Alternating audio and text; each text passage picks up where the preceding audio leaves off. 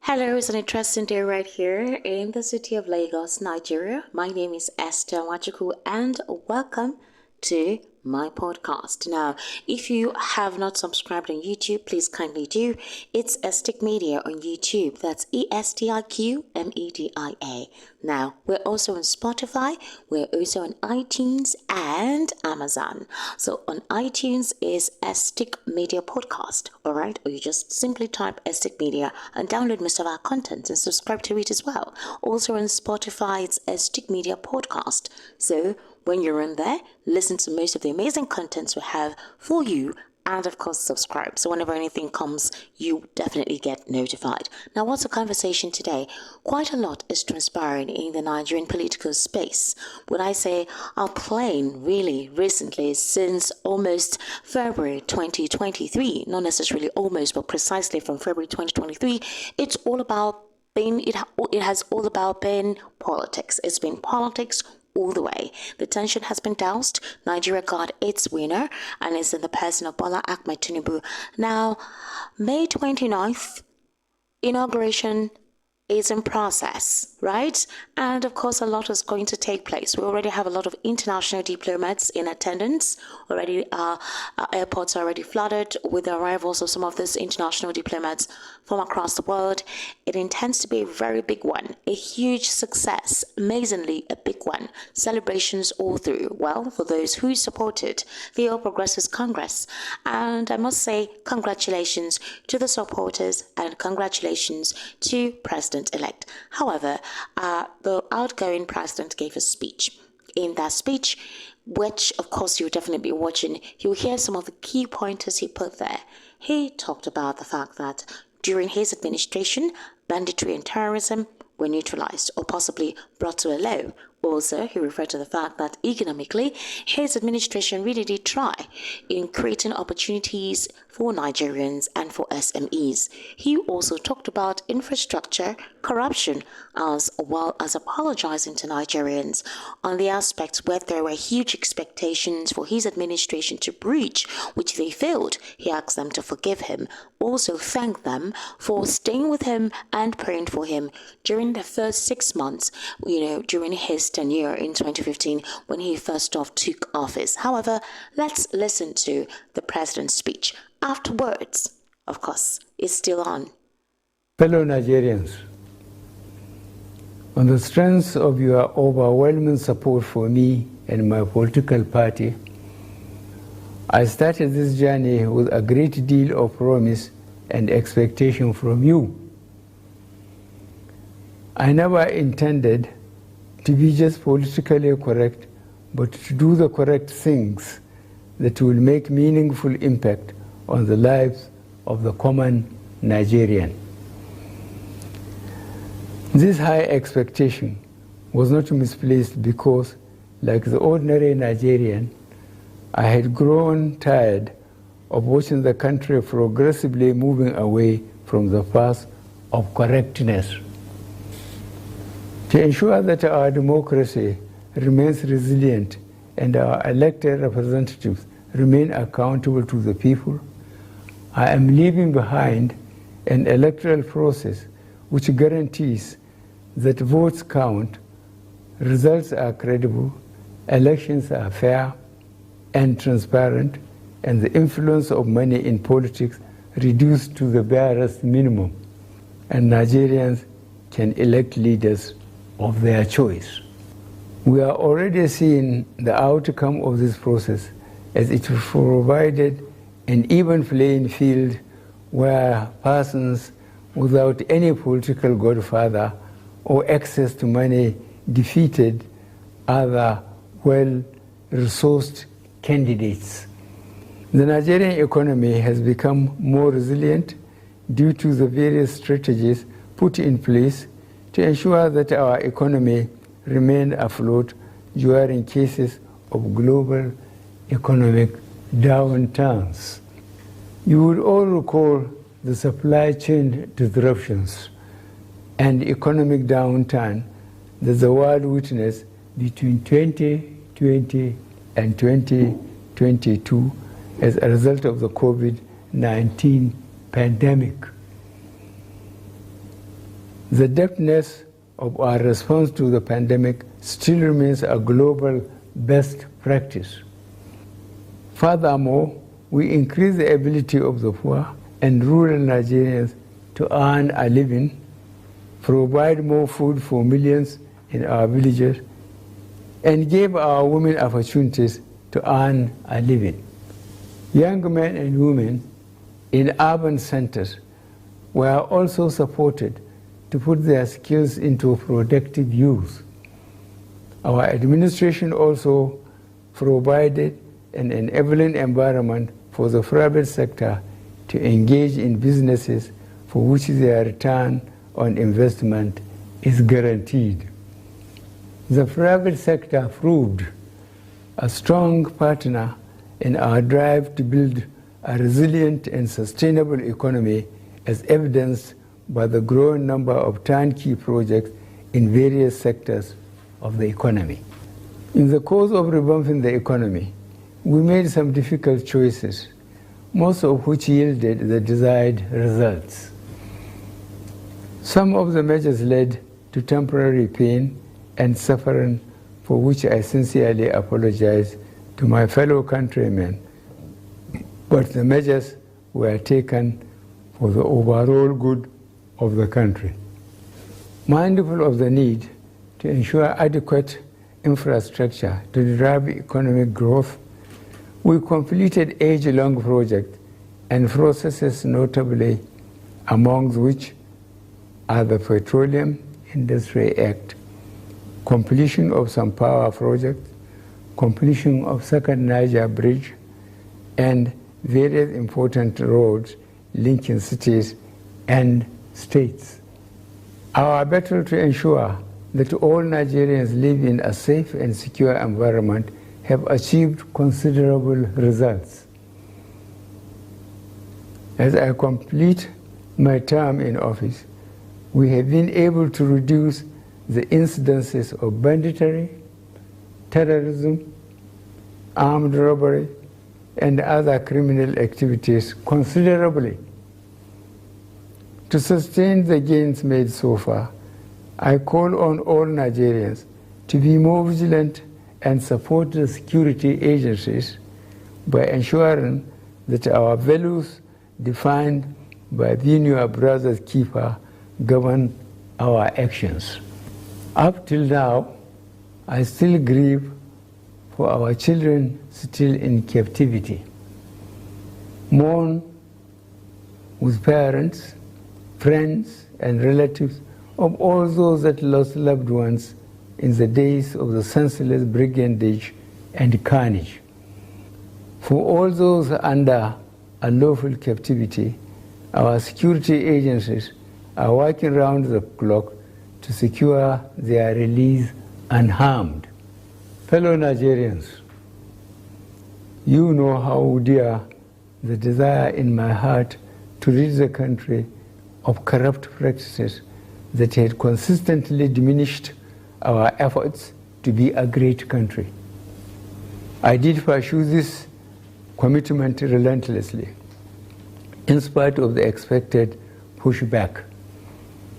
I am happy that considerable progress had been made in repatriating huge sums of money back to the country and also taken over properties illegally acquired from our commonwealth. To improve our service delivery, we began the implementation of a number of reforms aimed at producing an efficient, productive, incorruptible, and citizen-oriented federal civil service, and the results are beginning to show. On the international scene, Nigeria's influence continues to grow, as exemplified by notable Nigerians occupying headship and leadership positions in renowned global bodies. Our democracy is built on and continues to thrive on the principle of separation of powers. The leadership and members of the National Assembly deserve my appreciation for their patriotism, which did not detract from their roles as a check to the executive arm.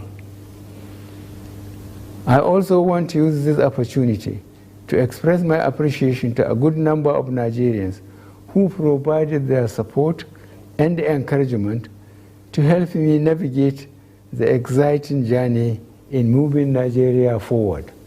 I cannot and will not forget the millions who prayed for me during my illness in my first term of office. I am constantly praying for you and for Nigeria to thrive in peace.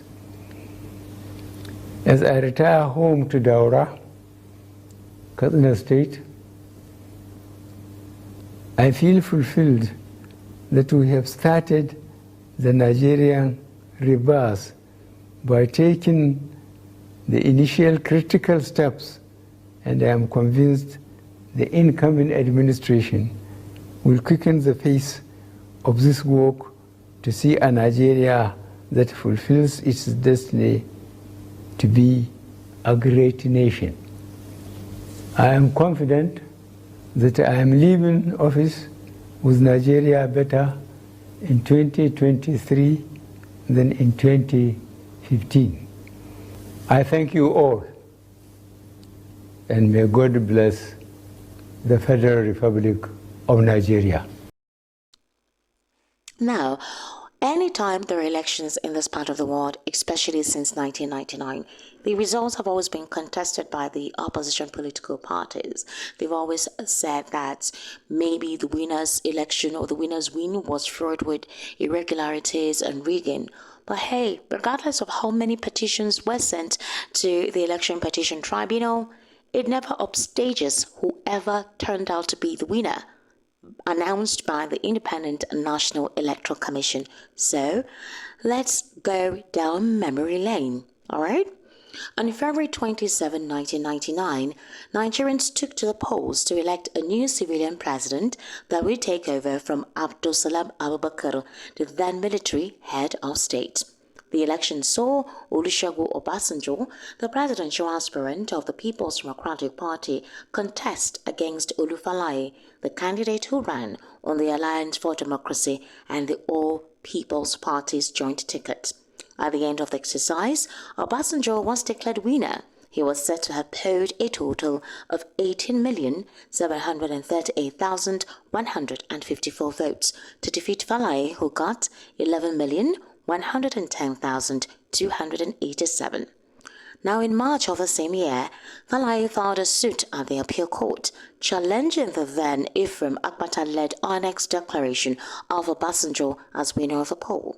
He also claimed the election was marred by fraud and bribery, and that Obasanjo wasn't fit to rule because he was once convicted of treason, while Sani Abacha was Nigeria's military head of state. However, at the end, the court struck out his application based on technicalities.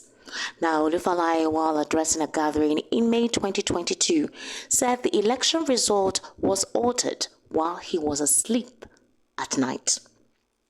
Come back down to 2003, the presidential election held on April 19 of the same year, which saw Olusegun Obasanjo, the incumbent president, contest against Muhammadu Buhari, the candidate of the All Nigeria People's Party. At the end of the exercise, Obasanjo was said to have polled 24,556,140 votes, while Buhari got 12,710,022 votes.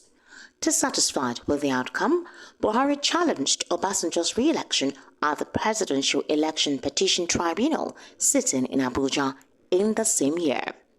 Now, on December 20, 2004, and after a protracted legal tussle, the tribunal dismissed the petition Buhari filed. He again went to the Supreme Court, but on July 1st, 2005, the Apex Court delivered a judgment that validated the tribunal's earlier ruling.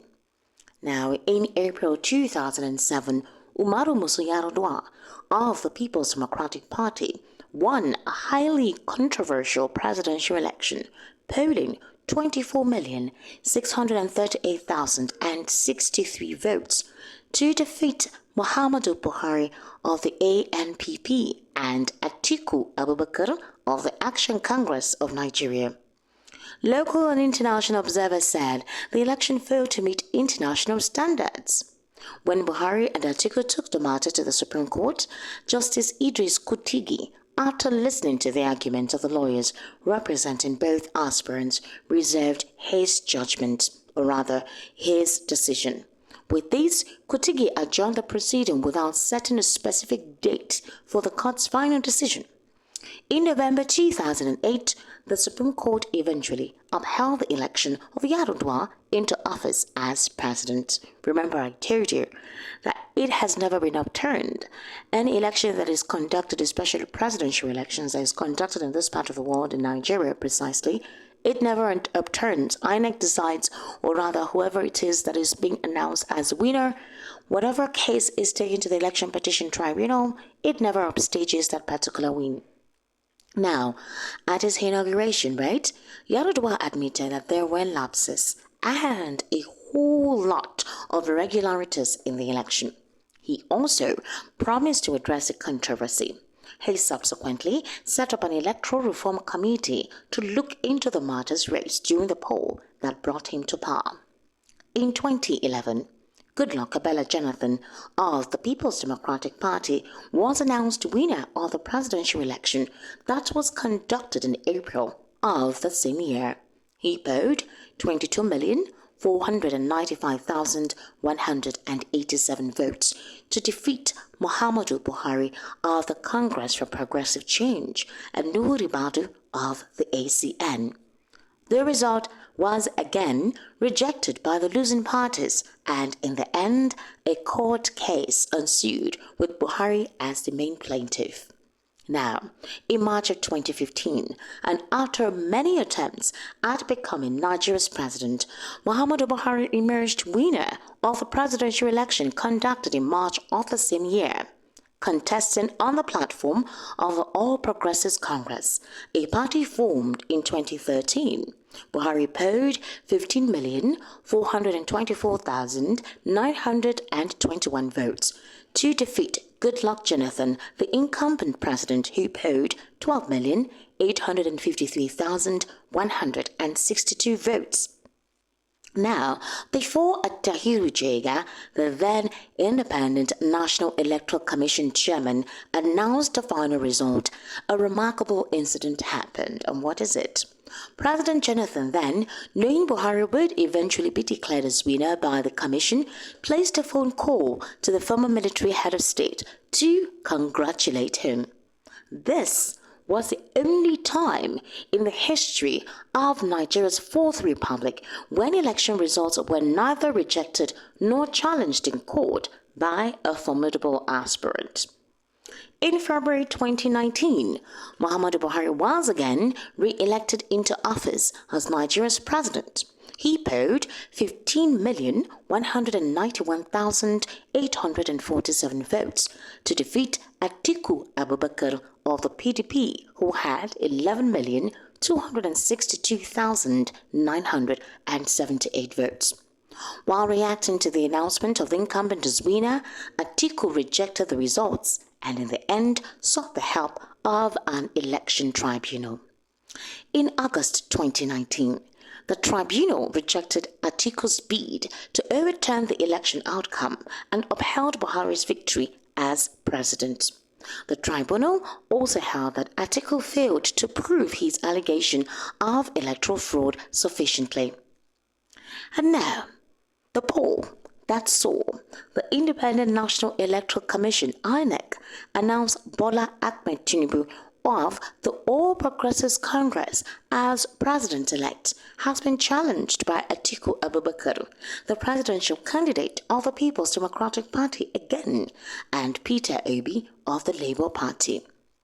Atiku Abubakar, the PDP candidate, rejected the result, describing it as the worst election since Nigeria's return to democracy in 1999.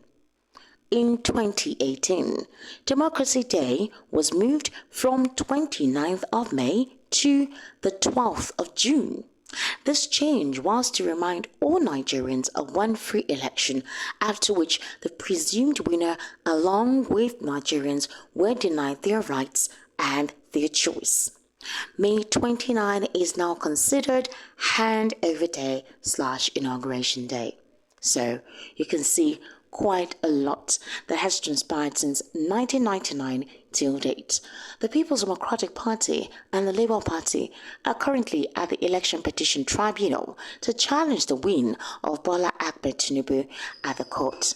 And we, of course, are expecting that possibly, maybe, the opposition political parties this time around may have a strong case to upstage or obtain the election or the win of Bola Ahmed Tinubu. Now, how that is going to take place all depends on the convincing evidence and the witnesses that each of these political parties opposing the outcome of the election presents at the Election Petition Tribunal.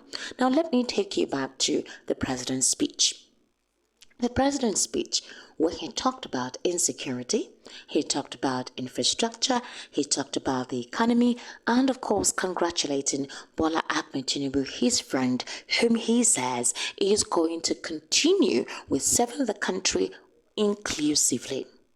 On concerning terrorism, all right, that is security. The president said in his speech that his administration recorded the most when it comes to securing the nation. He literally said that his administration did well and nipped in the bud to a certain extent terrorism and banditry. And one wonders, recently, there's a particular local government in Jos Plateau State. Jos is almost like the North Central. It's a very huge state, and it inhabits both Christians and Muslims, Hausas and Fulanis, the Igbos. Is a cohabitation of several ethnic groups in Nigeria. Now, here is the thing, right? In Mango local government in Plateau State, about 200 persons died. They were slaughtered and macheted by individuals called Fulani headsmen.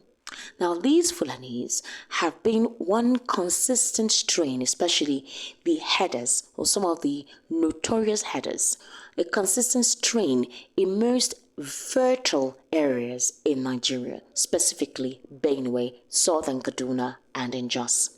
They have been so insistent recently with killings, kidnappings, pillaging, cattle rustling, and displacing a lot of residents and community members from their homes and their community. It's beyond just taking them out of where they reside. They burn down their buildings and their property. What is their reason? Nobody knows. A lot of Nigerians have said that this is an ethnic cleansing at play. The president's body language ever since this particular situation occurred has been mum. He has not outrightly come out to say anything precisely. It's quite devastating to see the president's almost nonchalant attitude with the outcome when it comes to insecurity. Within his administration, insecurity thrived in broad daylight. Kidnappings were the order of the day.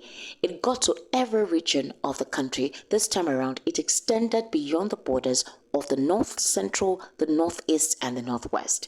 It came to the South, to the Southwest, to the East as well. Imo State, of course, is a state in the Southeast, and trust me, insecurity there has been worse. Ever since the EndSARS protests, afterwards, Imo State became a hotbed for a lot of insecurity. Persons were beheaded, kidnappings continued. You see them in broad daylight, go to communities, take people out of their homes, either kill them, machete them, and display their heads at the market junction. It's been that bad, and these killings have been attributed to the outlawed group called the Indigenous People of Biafra. However, those ones have on several occasions come out to debunk the claims and say that these are machinations of the government to kill off their members, that they're never into killing their own people. There is also the Eastern Security Network as well. They've been blamed for most of these killings, while those in the Southeast say these are the handwork of some members of the Fulani headers who are residing within the community, and these are politically motivated killings to make sure Imo State seems to be unstabilized and whereby a federal might is handed down in the state. It's been quite a lot, and yet The president said that within his administration, insecurity has been nipped in the bud. Well, I'd like to hear your comments right on here. Let me know what you think about the president's statement. It's been quite a lot. Most Nigerians are not happy with the current administration when it comes to economic policies, when it comes to unemployment, when it comes to poverty. It's been terrible. The president, when he came in 2015, promised Nigerians 10 million job opportunities. Well, what is the status report now? It's not a good one. Nobody has come to give us an audit of it. There's also in terms of helping Nigerians develop themselves through SMEs, what they call the trader money. That was headed by the Vice President, Yemi Oshibajo. Well, what is the status report of that? To be honest with you, we have not really seen an up-to-date status report on that particular feat, or would I say project of the federal government. President Muhammadu Buhari is handing over to the president-elect. I must tell you, would we consider that to be something that Nigerians are happy about? Most Nigerians cannot wait for him to leave the office, but based on his broadcast, it's quite daunting to actually hear him say that he did the most and that he's leaving Nigeria better than he left it. Again, it's not within my place to actually judge or say, but these are the facts on ground. These are the realities that Nigerians could face. You could recall, especially if you've been following this channel, during November, December in 2022, when the Naira redesign policy came on board, a lot of Nigerians suffered. Nigerians died because they couldn't have access to their monies. The banks were not dispensing monies at all. And Nigerians were really groping, looking for money, their own money that they saved in the bank to feed and take care of their families. In fact, inflation is always consistently on the rise. It has not been an economic friendly terrain for Nigerians, especially for manufacturers. A couple of companies closed. Forex is something not to write home about. Yet the president said that his administration, he has left Nigeria better than how he met it. I do not know if that is the truth, but it's left for you to actually say what you think about it. But the president's body language with the recent killings in some local government areas in Nigeria, his nonchalant reaction and attitude to it, and complete silence to it is something that kicks on the gut. It really kicks the gut to see that kind of silent non-reaction to what is going on in most of the states. And if you want to look at the ethnic groups mostly affected, well, one would wonder if possibly there is a support of an ethnic cleansing or a religious cleansing of some sect of people. It's quite daunting and it is quite discouraging. However, let's hear what your comment is. Do you agree with what the president said in his speech, that he has left Nigeria better than he met it? Do you agree that for insecurity, it was turned down much better than how insecurity was when he came on board? Economically as well as infrastructure, what is your say? In terms of education, oil and gas, energy, power supply, agriculture, these are vital sectors that create revenue generation for Nigeria. What is your take? All right, make sure that you subscribe, like, share, and of course, let the conversation continue. All right, enjoy your day.